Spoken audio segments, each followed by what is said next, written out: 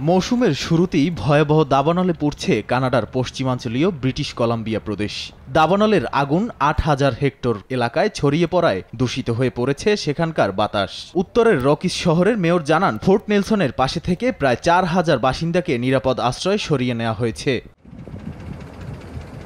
এদিকে কানাডার তেল সমৃদ্ধ প্রদেশ আলবার্টায় গত শুক্রবার থেকে ভয়ঙ্কর রকমের দাবানলে ফোর্ট ম্যাকমুরেতে প্রায় ৬,০০০ হেক্টর এলাকা জ্বলছে। দাবানলের কারণে বন্ধ রাখা হয়েছে আলবার্টা থেকে ব্রিটিশ কলাম্বিয়া যাওয়ার মহাসড়ক। দাবানলের কারণে চলতি বছর স্বাভাবিকের চেয়ে তাপমাত্রা বেশি থাকতে পারে বলে আশঙ্কা করছে দেশটির সরকার।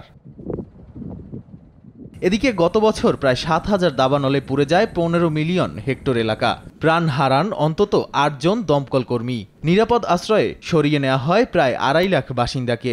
২০১৬ সালে ফোর্ট ম্যাকমুরে থেকে সরিয়ে নেওয়া হয় প্রায় ১ লাখ বাসিন্দা। বন্ধ রাখা হয় শহরটির তেল উৎপাদন।